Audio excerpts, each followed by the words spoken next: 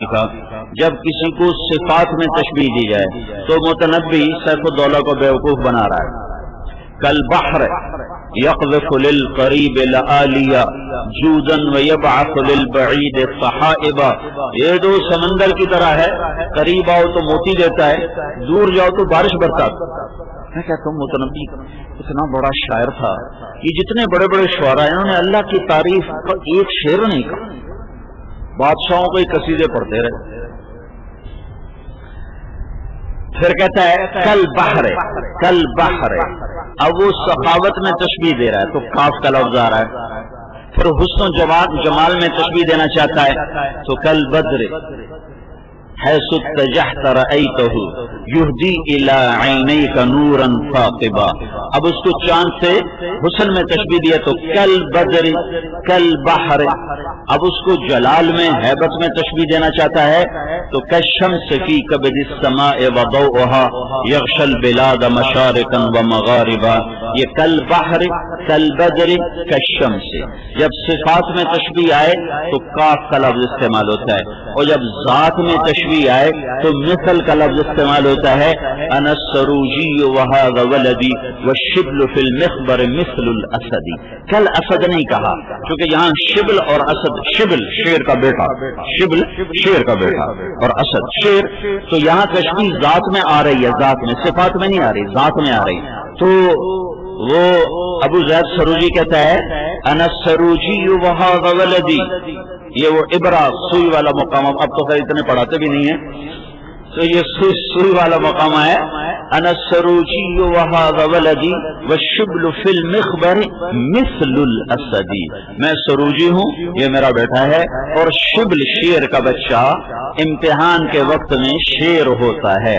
والشبل فی المخبر مثل الاسد. کل بحر کل بدر کالشمس مثل الاسد.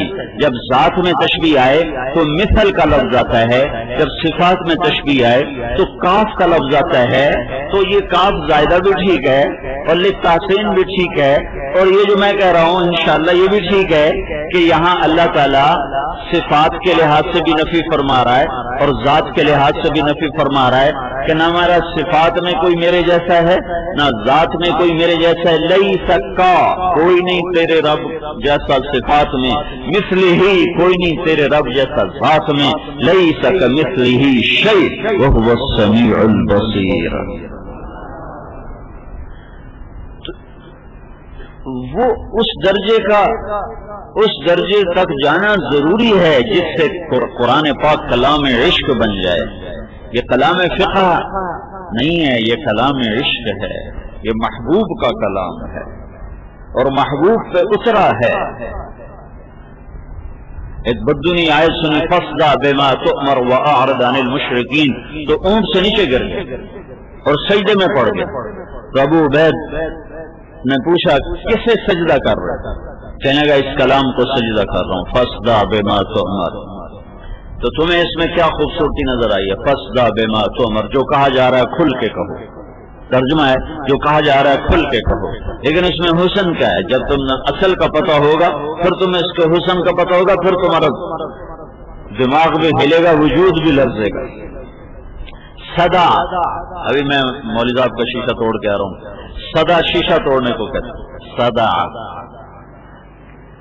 گلاس توڑ دو نا تو یہ نہیں کہتے کسر الزجاج، ٹھیک ہے کہہ سکتے ہیں کسر الزجاج توڑنے کے معنی میں، لیکن عرب کا بدو کسر نہیں کہے گا، عرب کا بدو کہے گا صدع الزجاج. یہ مولوی صاحب نے گلاس توڑ دیا، شیشہ توڑ دیا. صدع صدع. شیشے میں ایک عیب ہے، یہ ٹوٹنے کے بعد جڑتا نہیں. اس میں ایک عیب ہے، یہ ٹوٹنے کے بعد جڑتا نہیں، باقی ہر چیز جڑ جاتی ہے. صدع اس توڑنے کو کہتے ہیں جس کے بعد چیز جڑ نہ سکے. صدع پھٹ جانا. تمہارے جب سر میں درد ہوتا ہے تو لگتا ہے جیسے سر پھٹ رہا ہے، تو اس کے لیے صدا کا لفظ ہے کہ میرا سر پھٹ رہا ہے. کبھی تم نے کہا درد سے میرا پیٹ پھٹ رہا ہے؟ کبھی کہا میرے مروڑ اٹھ رہے ہیں، میرے پیٹ میں مروڑ اٹھ رہے ہیں.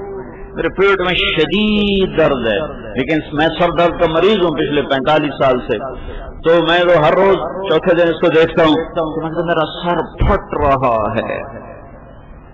صدع اس پھاڑنے کو کہتے ہیں، اس توڑنے کو کہتے ہیں جس میں چیز دوبارہ جڑ نہ سکے، جس میں چیز دوبارہ جڑ نہ سکے۔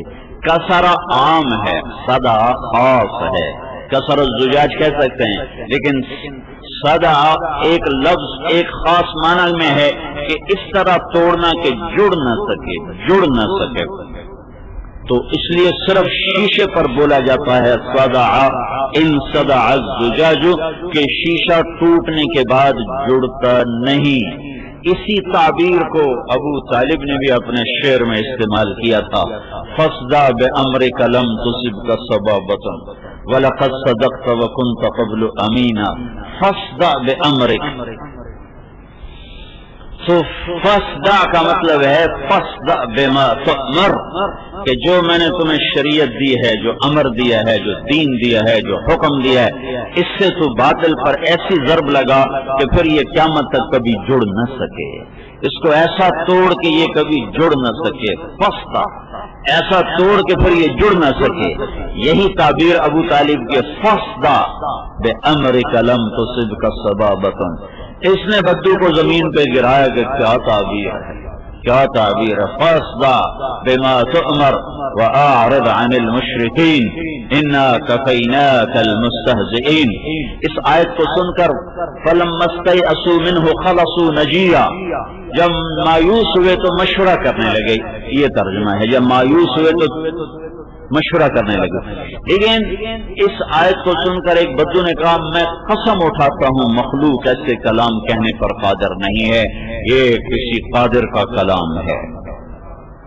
تو میرے عزیزو، 8-9 سال پڑھنے کا موضوع صرف یہ نہیں کہ بعد میں معرف القرآن پڑھ کے درس قرآن دیا جائے اور معرف الحدیث کھول کے درس حدیث دیا جائے، بلکہ یہ اس لیے ہے کہ آپ اصل چشمے تک پہنچ سکو اور اس چشمے سے خود سیراب ہو سکو، اس کا حسن و جمال اور اس کا جمالیاتی منظر آپ کی دل دنیا میں ایک اضطراب پیدا کرے اور دل اللہ کی طرف کھینچے کہ اللہ جب اپنے آپ کو جب بیان کرتا ہے کمال کر دیتا ہے، کمال کر دیتا ہے۔ تو سارا علم گھومتا تو اللہ کے گھر، عدل العواذل حول قلب التائہ وهوى الأحبة منه في سودائہ، تو دل کے اندر محبوب کا عشق ہے اور باقی سارا دل کے باہر و باہر ہے۔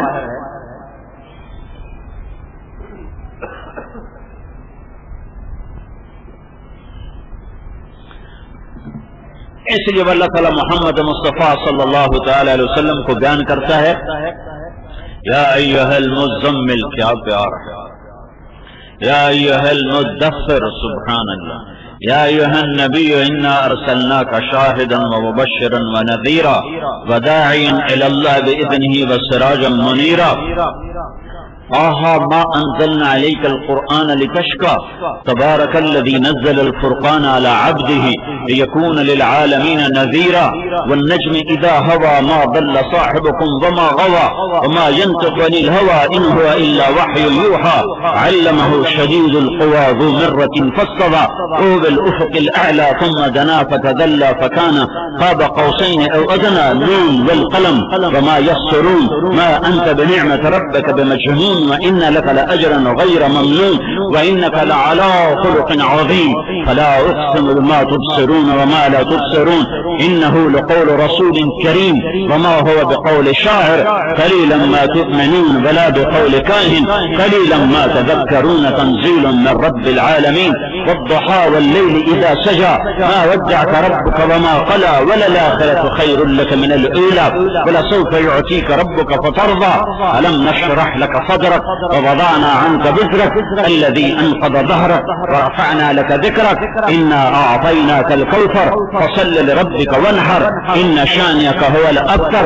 القرآن اور میرے نبی نے کہا میرے إن لي عند الله 10 أسماء أنا محمد وأحمد والماحي والحاشر والعاقب والفاتح والخاتم وأبو القاسم وطه وياسين۔ ایک ہی حدیث میں 10 اکٹھے نام، محمد، احمد، ماہی، عاشر، عاقب، فاتح، خاتم، ابو القاسم، طه، یاسین، پھر مبشر، پھر نذیر، پھر داعی اللہ، پھر سراج منیر، پھر رحمت للعالمین، پھر کافۃ للناس بشیر و نذیرا، پھر مزمل، پھر مدثر. یہ سارے اللہ کی محبت کے انداز ہیں جو اپنے حبیب سے اظہار فرما رہا ہے. ایسا ہی عشق و محبت سوز و گداز میرے آپ کے دل میں بھی اترے. یہ سیرت کو دیوانہ وار پڑھنے سے ملے گا. سیرت ہم پڑھتے ہی نہیں، سیرت پڑھائی نہیں جاتی، اور انفرادی مطالعہ بھی سیرت کا کوئی نہیں. اور جس کو بار بار سنو گے، پڑھو گے، سنو گے، اسی کا تو عشق آئے گا. هل تبکین لیلا اذا مت قبلها وقام على قبر النساء النوائح.